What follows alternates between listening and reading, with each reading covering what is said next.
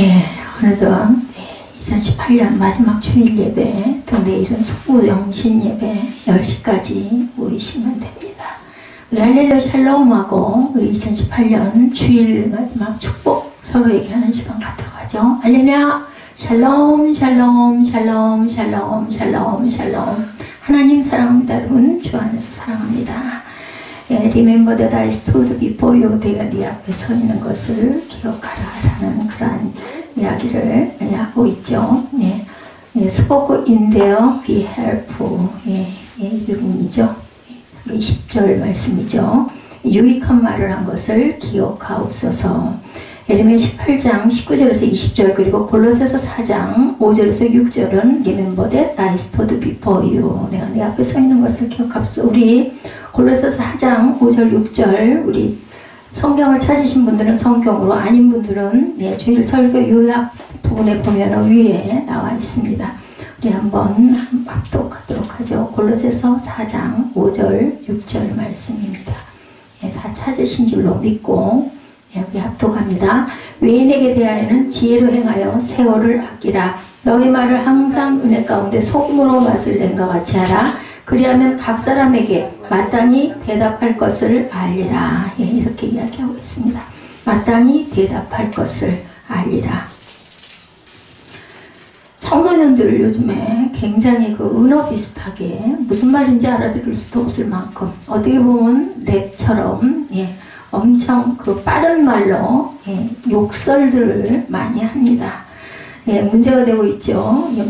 지금 요즘뿐만이 아니라 수년 전부터 행해지는 부분입니다. 청소년의 73.4%가 매일 욕을 한다고 합니다. 섬에 그러니 그냥 일상어가 그렇게 어른들은 알아듣지도 못할 정도로 빠른 하루에 100번 이상 욕설을 하고 비속어를 남용하고 있다라는 그런 통계가 나와 있어요. 이런 청소년들의 욕설이 사회적 문제가 되는 것은 청소년들의 놀이문화가 되었어요. 욕하는 게 그냥 어떤 즐거움, 그 욕이라고 생각을 하지 않는다는 거예요. 그리고 욕 애플리케이션이 또한 인기가 있다고도 하네요. 청소년들이 왜 욕설을 이렇게 많은가 하고 심리를 분석해 보았더니 스트레스 해소, 그죠? 마음에 뭔가 눌린 거, 뭔가 하고 싶은 걸 못하는 거, 또는 친근감의 표시이기도 하다고 합니다. 친근감. 그리고 습관이 되어서 하기도 한다. 여러 가지 의미가 있는데 저는 친근감이 든다. 어른들한테는 또 그렇게 하면 안 되겠죠? 친구끼리 가벼운 욕설하면서 친하다는 표시를 하기도 하나요? 그렇군요. 우리들이 생각할 때 어른들 세대의 그 욕하고는 또 조금 의미가 다른 것 같아요. 청소년들의 욕설은 친구나 대중매체를 통해 가장 많이 배운다 그러고 청소년들의 언어 생활에 부정적 영향을 주는 매체는 온라인 게임 아니면은 인터넷, 휴대전화, TV 이런 것들이 매체가 된다고 하는데 영화 속에 또한 욕설도 굉장히 위험 수위를 넘는다고 합니다. 이렇게 요즘 아이들의 말이 점점 맛과 멋이 사라지고 그 뭐랄까요? 정취가 많이 사라집니다. 어떤 어른께서 밖에서 집에 그 나들이를 돌아가시다가 집으로 돌아가시다가 하늘로 돌아간 게 아니라 골목길을 이렇게 딱 들어서는 자기네 집 골목을 들어섰는데 한 중학교 3학년쯤 되는 학생들 몇 명이 골목에서 우산을 쓰고 담배를 피우고 있더라고 해요. 그런 광경 많이 보이죠. 그래서 이 어른이 얘들아 담배 피우면 몸에 해로워요 하고 얘기를 했대요. 그랬더니 어떤 애가 우리 할머니 손자예요? 그렇게 딱 반문을 하더라고 합니다. 그래서 니들 건강 생각해서 그러지 하고 얘기를 하셨더니 다른 아이 하나가 아가리 닥쳐 이렇게 얘기를 했다고 기가 막히다라는 그런 그 글이 올라온 걸 봤습니다. 그 할머니는 그냥 놀래가지고 얼른 골목을 빠져서 걸음아 날 살려라 하고 골목을 빠져나왔다고 그래요. 정말 무서운 일들이 너무 많이 일어납니다. 신문에는 중학교 학생이 담배 피운다고 부정한다고 교원 선생님을 폭행한 사건도 올라와 있습니다. 어른도 없고 선생님도 없고 위아래도 없고 그죠? 이렇게 막말을 하는 험한 세상, 맛에 관한 말이 굉장히 많죠. 살맛 난다는 말도 있고 일할 맛 난다는 말도 있고 감칠맛이 난다는 말도 있고 여러분들이 싫어하죠? 중고등학교 학생들 공부할 맛이 난다. 그러면 참 좋겠는데 그리고 제살 맛이 난다는 말도 있습니다. 모든 맛이 어디에든 정말 중요합니다. 저는 밥맛을 좀 맛있는 맛을 느껴봤으면 좋겠어요. 정말 그냥 먹어야 되니까 안 먹었으니까 몸에 나쁘니까 그냥 정말 그걸 생각 못했거든요. 몇 년 전만 해도 제가 한 5, 6년 전만 해도 어쩔 수 없이 밥을 먹어야지, 그리고 맛을 잘 모르겠다라는 그런 그 느낌이 거의 없었는데 요즘에 제가 그렇습니다. 우리 말도 굉장히 멋이 있고 맛이 있다라는 이야기도 많이 합니다. 일할 맛 난다는 말은 영어로 번역하면 I love my job 이라고 하죠. 맛이 난다는 말을 다른 나라 말로 번역할 수 있는 우리나라만의 그 맛이 나는 말들이 많습니다. 우리 일상에 말에 맛이 있어야 된다. 말맛이 없으면 세상이 삭막해진다라고들 합니다. 청소년들이 비속어를 많이 사용하고 욕설이 많다고 욕할 게 아니고 어른들도 그죠? 맛나는 말을 좀 많이 하면 좋겠다. 오늘 그 마지막 30일이죠. 12월 30일. 그 말씀 속에서 제가 느낀 게 오늘 본문 18장 19절 20절을 통해서 말을 우리가 어떻게 은혜롭게 할 수 있을까, 좋은 말을 많이 해야겠다는 생각이 들었어요. 야훼여 나를 돌아보세요. 에레미가 고백하죠. 나와 더불어 다투는 그들의 목소리를 들어보옵소서. 20절에 어찌 악으로 선을 갚으리까마는 그들이 나의 생명을 해하려고 구덩이를 팠나이다. 내가 주의 분노를 그들에게 돌이키려 하고 주의 앞에 서서 그들을 위하여 유익한 말을 한 것을 기억하옵소서. 무슨 말일까요? 하나님이 주신 말씀 속에 은혜의 말들을 한 것을 기억하옵소서. 이러한 그 내용 속에서 우리도 이런 은혜로운 말, 유익한 말, 축복하는 말, 이런 말들을 2018년에는 얼마만큼 했나, 내가 많이 못한 것 같아 별로 기억이 안 나 이다면 우리 2019년에는 되도록이면 만나는 말, 유익한 말, 은혜로운 말, 축복하는 말들을 많이 해야 되겠다. 우리가 입술의 고백대로 여러분들 느끼십니까? 됩니다. 뭐 그런 게 되겠어. 그런데 정말 계속 입으로 그래서 아이들한테 망할 녀석이란 말을 안 한다라는 이야기.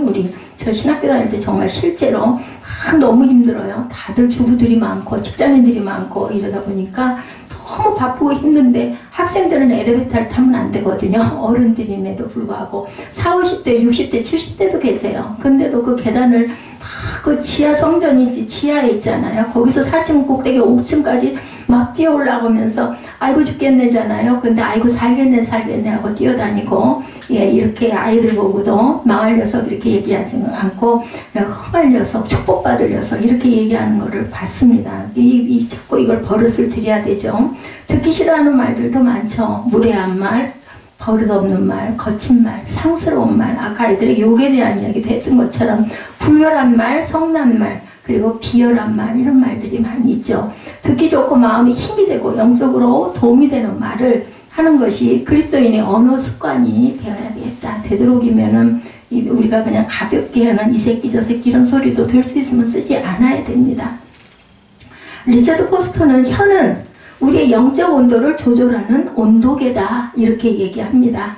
자, 혀는 우리 영적 바로미터죠. 그 사람의 말을 들어보면 영적 수준, 또 교양의 수준, 지식의 수준, 그 사람이 뭘 하고 있는 사람인가. 제가 어저께 샤워장에서 샤워를 하느라고 이렇게 잠깐 하고 나서 나와가지고 드라이를 없으면 안 돼. 전 머리가 길어가지고. 드라이가 3개밖에 없고 고장난 드라이도 있고 해서 항상 드라이가 항상 쉴 데가 없습니다. 그래서 이렇게 바라보고 기다리고 있는데 연세가 좀 드셨어요. 드신 분인데 어른이신데 제가 이렇게 보고 있었더니 나를 딱 보더니 드라이 쓰시려고요. 그래서 그랬더니 아이고 여기 있어요. 쓰세요. 아주 친절하게 말씀을 하시면서 내가 그걸 들여다보는 게 너무나 사모하고 들여다봐서 이 양반이 하시다 말고 그랬나 싶어가지고 제가 이렇게 머리가 길다 보니까 닦아도 물이 자꾸 떨어져서요 하고 했더니 아유 그렇습니까? 제가 좀 닦아드릴까요? 그래서 아유 아니라고 너무나 황송해가지고 참 달리 보이더라고요. 그렇게 얘기하시는 걸 한 번도 본 일이 없는데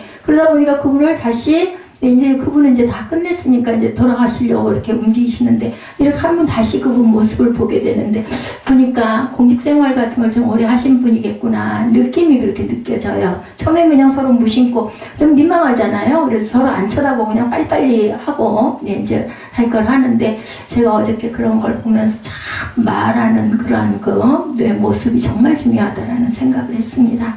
야고보서 1장 26절에 누구든지 스스로 경건하다 생각하며 자기 열을 제갈 물리지 아니하고 자기 마음을 속이면 이 사람은 경건은 헛것이다 얘기합니다. 미처 보시지 못하는 분들은 설교 그 요약본에 보면은 나와 있습니다. 많지 않아서 오늘 만들어 놨으니까 나중에 성경을 보시고 싶으면 그걸로 좀 찾아보시면 아마 더 편하실 겁니다. 경건한 사람은 맛있는 말을 하는 사람이다. 네. 그분이 달리 보이더라니까요. 아직도 모습도 살피게 되고 자신의 입을 단속할 줄 아는 사람, 진실한 말은 사람의 마음을 움직입니다. 어제 제가 그 대한 그분은 그냥 형식적이 아니었어요. 정말 닦아줄 기세로. 그래서 저는 너무 민망해서 아이고 됐다고 그랬더니 머리카락도 붙어있네 하면서 정말로 이렇게 어깨에 있는 머리카락을 떼주시면서 그러더라고요. 예, 진실한 말은 사람의 마음을 움직이죠. 수다스러우면 손버릇 나쁜 것보다 또한 곤란할 때가 많습니다. 말도 너무 많이 하면 안 되겠죠. 조심해서 해야 되고 또 필요한 말은 해야 돼요. 너무 안 해도 그것도 문제입니다. 우리가 꼭 적재적소에 인사할 땐 인사할 줄 알아야 되고 표현할 땐 표현할 줄 알아야 되겠죠. 달리기 하면서 선수에게 결승점에서 널 기다리고 있을 거야 라는 식의 심리전과 같은 말을 트래시 토크라고 해요. 예, 실제로 이런 말을 들으면 힘을 내서 달릴 수 있다고 합니다. 그럼 뭐 그 전에 그런 그 영상 여러분들 봤죠? 아빠가 함께 아이와 함께 뛰면서 이제 달려라 챔프 제가 그 본 기억이 있습니다. 장애를 가지고 있는 소아마비를 가지고 있는 아들이 뛰는데 가다가 넘어지고 하니까 아빠가 운동장에 나와가지고 힘내자 같이 뛰자 막 이러면서 끝까지 완주를 시키는 모습을 제가 참 은혜롭게 봤습니다. 누군가가 내가 기다리고 있을게 하면은 정말 조금 힘이 빠지고 할 때도 내가 가야지 끝까지 가야 정말 중요합니다. 이럴 때 부모가 자녀에게 너는 잘 될 일이 없을 거야. 너는 이 녀석 그렇게 해봤댔자 결국은 갈 곳이 네가 어디니? 뭐 이런 식으로 얘기를 하면 안 되겠죠? 예, 진짜 훗날에 그런 경우가 닥친다. 너는 그러다가 감옥 가. 너 그러다가 범죄자라 돼. 이런 식으로 자꾸 그렇게 보일지라도 자꾸 축복하는 말을 해야 되겠다.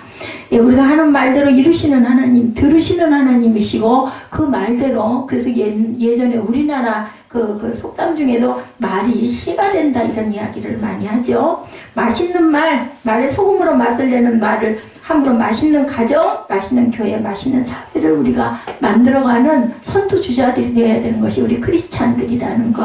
첫째, 우리의 말은 항상 맛을 내야 한다라는 겁니다.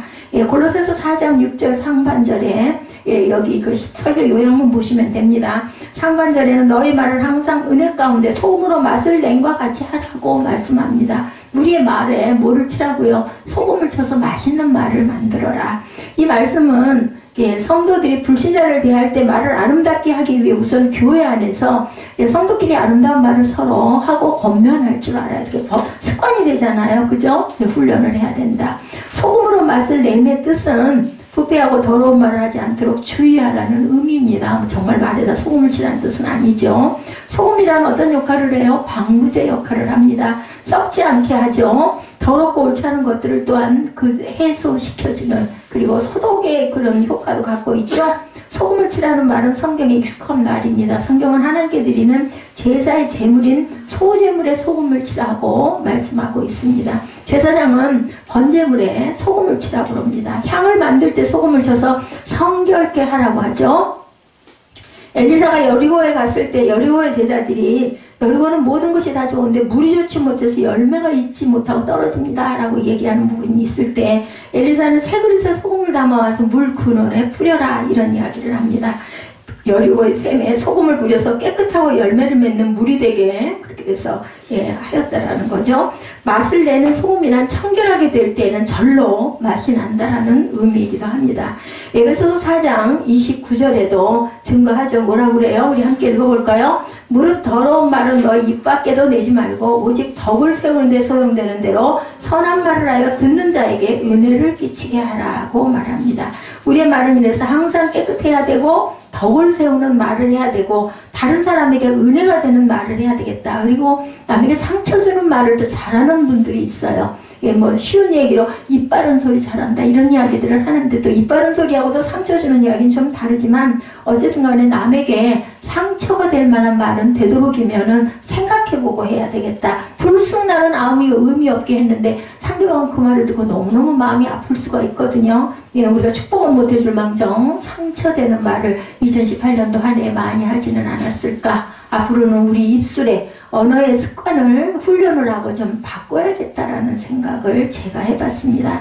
한마디를 하더라도 말 한마디에 천냥빛 갚는다고 하죠. 예, 좋은 말, 그리고 힘을 주는 말, 소망을 주는 말, 위로하는 말, 그리고 칭찬하는 말. 뭐 칭찬할 점이 아무리 온전치 못한 사람에게도 자녀들에게도 있습니다. 그럴 때는 좀 먼저 칭찬을 해놓고, 근데 얘야 이런 부분을 좀 이렇게 하는 게 어떨까, 이런 식으로 자꾸 좀 북돋아주면은 아이들이 말한 대로 고쳐질 줄 믿습니다. 사토 도미오의 자매 즐거움이라는 책에 보니까 말을 바꾸는 것만으로도 인생이 바뀐다라는 이야기가 나와 있습니다. 맛있는 말을 하는 비결, 첫째는 고운 말의 싹을 틔워라 입니다. 고운 말. 배설하는 언어에서 배려하는 언어로 바꿔야 되겠다. 입을 쏟아붓는 언어가 아니라 남을 배려하고 보듬고 따뜻하고 훈훈한 말을 해서 그 언어를 바꿔야 되겠다. 말을 던져놓고 다른 사람에게 상처를 주는 말은 참 나도 모르게 해놓고 불쑥해놓고 저도 그럴 때가 있습니다. 그럴 때는 얼른 사과를 해야겠죠. 아유 그런 뜻이 아니고요. 뭐 이럴 수도 있죠. 둘째는 토론 교육을 하는 것. 깊이 읽고 생각하고 말하게 하는 훈련으로 상대를 포용하고 설득하는 법을 익힐 수 있도록 해야 되겠다. 누구하고 대화를 할 때 예, 토론하고, 그리고 또한 서로가 서로의 의견을 줌으로 인해서 배우기도 하고 가르치기도 하는 그런 부분이 필요하겠죠. 이런 경우는 좀 친한 친구들인 경우가 가능할 겁니다. 처음 본 낯선 사람한테 이럴 수는 없습니다. 셋째는 리더의 말 한마디, 말이 중요하기 때문에 항상 최상의 언어를 구상하려고 노력해야 된다. 그렇다고 뭐 어려운 말을 하는 게 아니죠. 예, 처칠은 늦잠을 자는 버릇이 있어서 의외의 지각을 자주 해서 게으르다는 소리를, 비난을 많이 받았다고 합니다. 그 말에 대꾸하지 않고 처칠은 예쁜 아내와 살다 보니 일찍 못 일어나서 죄송합니다, 이렇게 유머스럽게 대답을 했다고 합니다. 냉면을 먹을 때 계란을 먼저 먹는 이유가 있다고 그래요. 여러분들 아세요? 입에 냄새를 제거해서 냉면의 맛을 돋궈준다고 하네요. 계란을 먼저 먹으면 나쁜 맛을 제거해야 좋은 맛을 느낄 수가 있다. 세상의 맛을 제거해야 하나님의 맛이 납니다. 세상과 하나님이 섞여 있으면 맛이 없어지죠. 먼저 세상을 제거해서 맛있는 말들을 하시는 저와 여러분들, 뭐 세상이라는 말 뜻 안에는 여러분들 그 내 안에 있는 아픔, 독소, 그죠? 비난, 뭐 좋지 않은 생각들, 이런 것들이 세상 아니겠습니까? 하나님의 언어는 공의의 하나님이시긴 하지만 하나님은 사랑의 하나님이시죠. 사과는 언제 따먹는 것이 맛있을까요? 여러분들 이거 퀴즈예요. 사과 언제 따먹는 게 맛있을까요? 성현아, 사과 언제 따먹는 게 제일 맛있겠니? 어? 주인 없을 때 따먹는 거니까, 그지? 스릴이 있겠지, 그지? 재밌는 유머예요.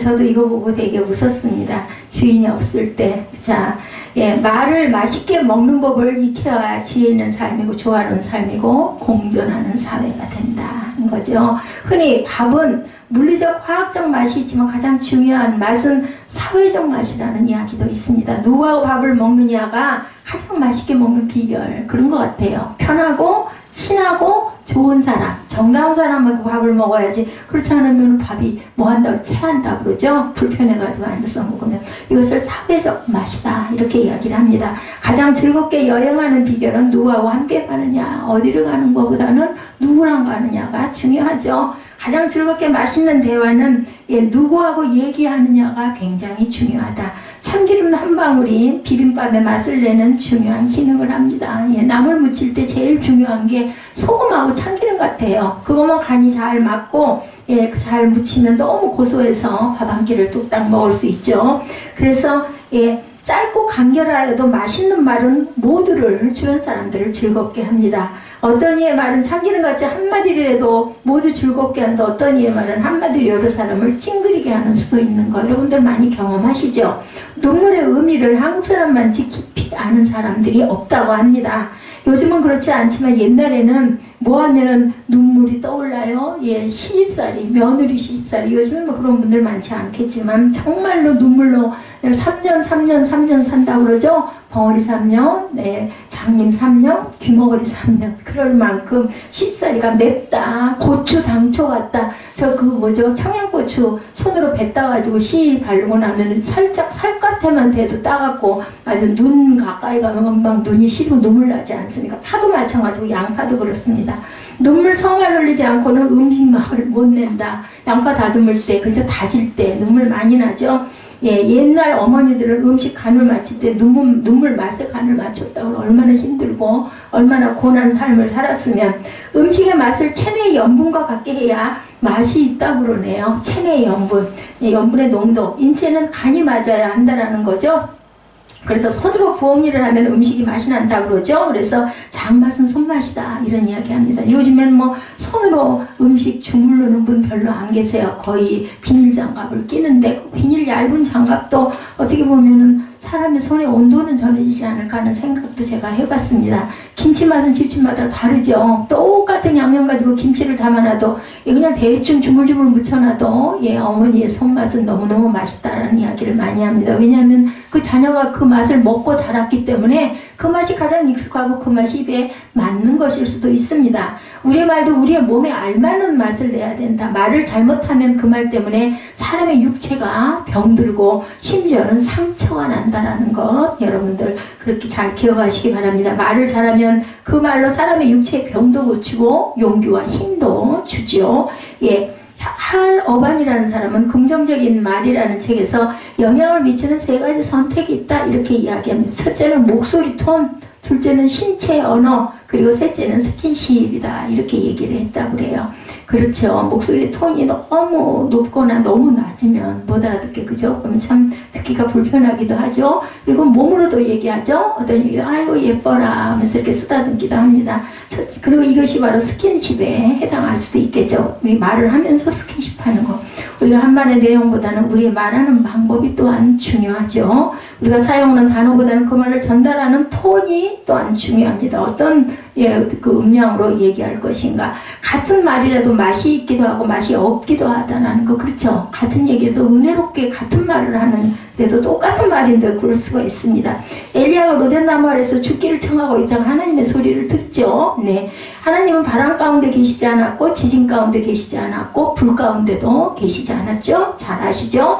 하나님은 세미한 소리 가운데 아주 그 끝에 우리가 끝까지 듣지 않으면 안 들릴 만한 그 바람 속에서 가다란 소리로 말씀합니다. 큰 소리로 호통하는 것이 아니라 작은 소리로 호소력 있게 동정력 있게 말씀을 하시죠. 하나님의 말씀은 엘리야에게 뿐만 아니라 우리 모두에게 이런 맛깔스러운 조용한 중에 오시는 하나님. 근데 우리들이 생활이 너무나 시끄럽고 복잡하고 급합니다. 그래서 그 뒤에 여운에 오는 소리를 놓칠 수도 있다는 것을 여러분들 기억하시기 바랍니다. 예, 불 가운데도 계시지 않았고 우레 가운데도 계시지 않았고 끝에 세미한 바람 가운데 계시는 조용한 목소리로 오신다라는 것. 하나님은 큰 소리로 호통하는 것이 아니라 작은 소리로 이렇게 우리에게 말씀하고 계십니다. 하나님의 말씀은 엘리야에게 뿐만 아니라 우리 모두에게 지금도 말씀하십니다. 둘째, 말의 맛을 내면 소통이 이루어진다고 하네요. 첫째는 스킨십을 잘해야 되겠다. 그리고 두 번째는 말의 맛을 내면 소통이 이루어진다. 골로새서 4장 6절 여기 나와 있죠. 하반절에 그리하면 각 사람에게 마땅히 대답할 것을 알리라고 말씀하고 있습니다. 예, 맛을 내는 말은 마땅한 대답을 알게 한다. 바른 대답은 소통의 의미를 가지고 있다는 거죠. 사람들이 서로 말을 할 때 상대방에게 바른 대답, 기분을 좋게 하는 대답을 하는 것만으로도 대화 원활하고 소통이 가능해진다. 왜냐하면은 얘기하는데 친근하게 얘기하고, 그죠? 뭔가 느낌이 부드럽고 좋으면은 누군가 딱 앉아서 상담하고 얘기를 할 때 마음이 좀 편안해지지 않습니까? 이게 중요하다. 또 표정도 좀 부드러워야겠죠. 동문서답이란 말이 있죠. 물음과 관계없는 엉뚱한 대답을 할 때입니다. 우문현답이란 말이 있습니다. 어리석은 질문에 아주 현명한 답을 할 수도 있다. 이런 일은 우리 주변에서 흔히 일어납니다. 바른 대답, 물음에 대해서 질문자의 마음을 시원하게 하는 일들, 예, 물론 그런 일들을 해가야 되겠다. 바른 대답, 물음에 대하여 질문자의 마음을 시원하게 하는 대답은 즐거운 대화를 할 수 있게 해주죠. 여름에 무슨 냉수? 얼음 냉수와 같은 그러한 대답을 해야 되겠죠. 그래서 동문서답, 우문현답이 의외로 성경에 많이 있더라고요. 창세기에는 하나님께서 아담에게 내가 어디 있느냐라고 묻는 장면이 있죠. 여러분들 아시죠?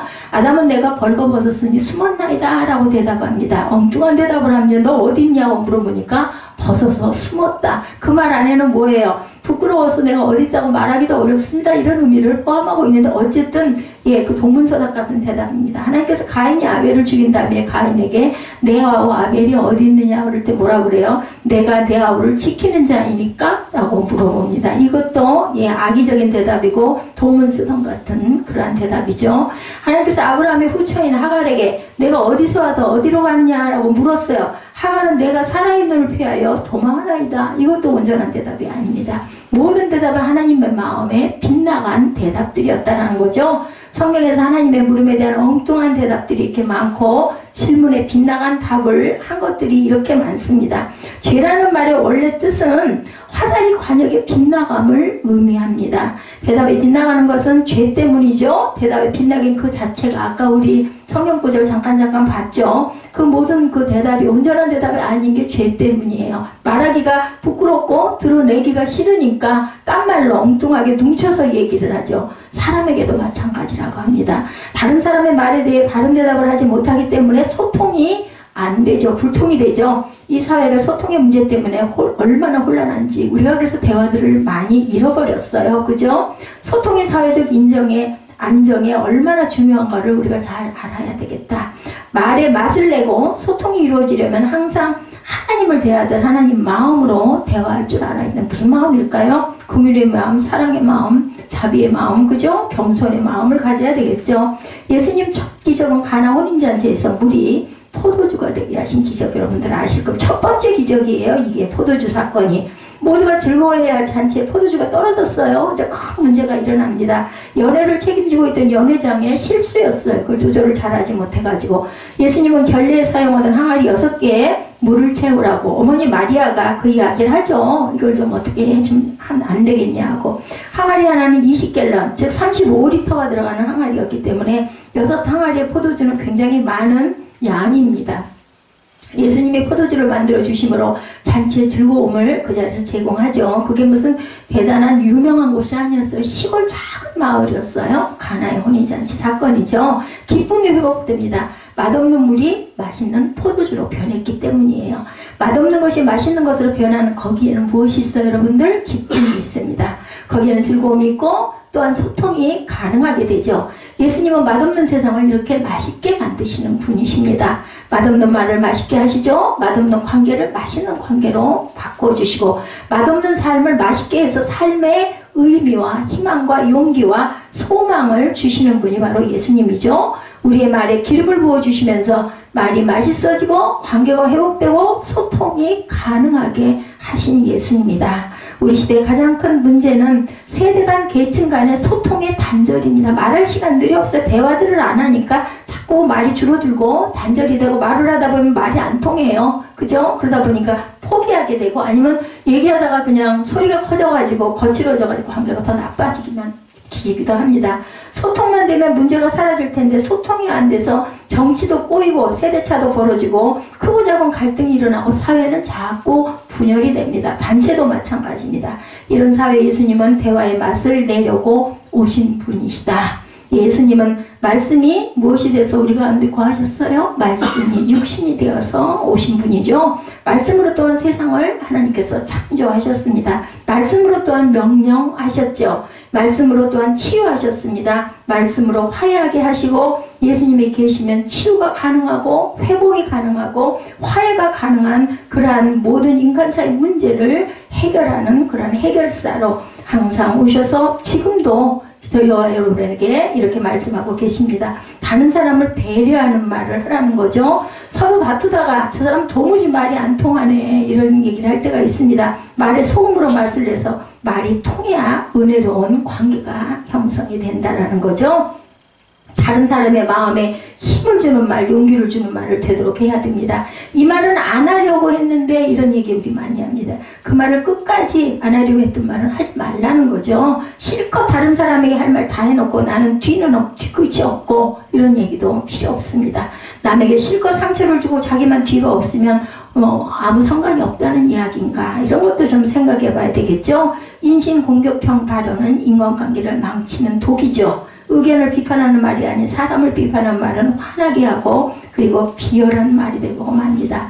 이런 말은 정말 맛없는 말이라는 것, 이런 말을 서로가 안 하도록 한번 생각해 보시는 시간 되시기 바랍니다. 마가복음 13장 11절에 나와 있습니다. 네, 사람들이 너희를 끌어다가 넘겨줄 때 무슨 말을 할까 미리 염려하지 말고 무엇이든지 그때 너에게 주시는 그 말을 알아 말하는 이는 너희가 아니요 누구라고 그래요? 성령이시니라. 예, 찾기 시간이 걸리고 불편하신 분은 먼저 읽고 나중에 찾으시기 바랍니다.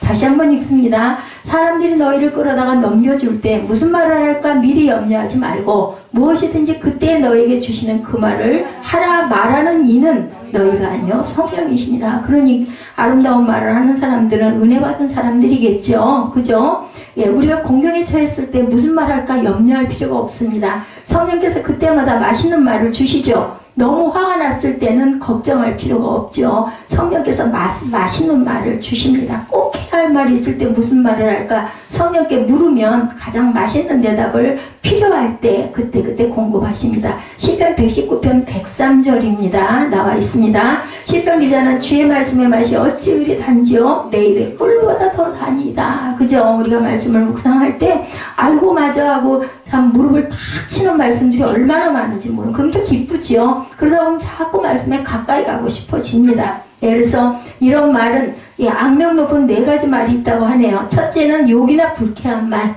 둘째는 불평이나 투덜거림, 셋째는 잔인하고 고통을 주는 말, 넷째는 무례하고 남을 배려하지 않는 말들이 악명 높은 4가지의 말이라고 합니다. 뭐라고요? 첫째는 욕, 불쾌한 말, 둘째는 불평, 투덜거림, 셋째는 잔인하고 고통을 주는 말, 넷째는 무례하고 남을 배려하지 않는 말. 이런 말은 모두 맛이 없는 말들이라는 거죠. 이런 말만 골라서 하는 사람들이 또 가끔 있어요. 이런 사람의 말은 소금으로 맛을 내서 맛있게 맛을 고쳐야 되겠다. 맛이 있는 말은 아니면 소금으로 어떻게 할까요? 소독을 해야 되겠죠? 예, 소독용으로도 쓰이죠. 맛이 있는 말을 하면 남에게 유익할 뿐 아니라 우선 자기 자신에게 엄청난 유익이 나중에 돌아옵니다. 맛있는 말은 바른 대답을 하게 하고 바른 소통이 가능하게 하고 좋은 벗을 만들게 되겠죠? 예, 맛있는 말을 하는 사람은 모든 사람을 맛있고 유익하게 합니다. 말에 맛을 내서 다른 소통의 말을 하는 2019년 되시기 바랍니다. 이스라엘 백성들이 홍해를 건너 수르 광야로 들어가 사흘길을 갔지만 물을 얻지 못했습니다. 마라라는 곳에 이르렀을 때 물을 발견했는데 그만큼 물이 써서 먹을 수가 없었죠. 죽을 것 같은데 천신만고 끝에 그 물을 발견했으니 얼마나 기뻤겠어요. 근데 그 물을 먹는 사람들 전부 다 배탈이 나고 병이 납니다. 모세가 하나님께 부르짖었더니 나뭇가지 하나를 물에 던지면서 물을 달게 변하시죠. 인생에서 쓴맛을 경험하는 이유는 무엇일까? 쓴 뿌리 때문이에요. 여러분들 인생의 쓴 경험은 자신의 쓴 뿌리 때문에 그것을 만난다라는 것을 이해하고 납득하고, 그리고 쓴 물은 하나님의 손으로 단물로 바뀌어지니까 쓴 뿌리를 하나님의 은혜로 단뿌리로 바꾸시기 바랍니다. 소망 가지시면 돼요. 내 안에 있는 이런 쓴 뿌리들 하나님 단뿌리로 바꿔주옵소서. 우리 내면에 쓴 뿌리는 쓴 말을 낸다라는 것, 다른 사람에게 상처를 주는 쓴 말을 또한 뱉게 된다는 것, 맛없는 말을 마구마구 쏟아붓게 된다는 것, 다른 사람의 말에 바르게 대답하지 못하고 소통도 막힙니다. 우리의 내면을 소금으로 맛을 내는 맛있는 말을 하시기 바랍니다. 맛있는 말로 내가 남에게 칭찬을 듣게 하죠. 그리고 나의 맛있는 말로 남을 즐겁게 하고, 맛있는 말로 또한 우리 모두를 유익하게 하면 그 사람 주위에 많은 사람들이 아마 같이 얘기하고 싶어 할 겁니다. 시편 19편 14절입니다. 마지막 절입니다.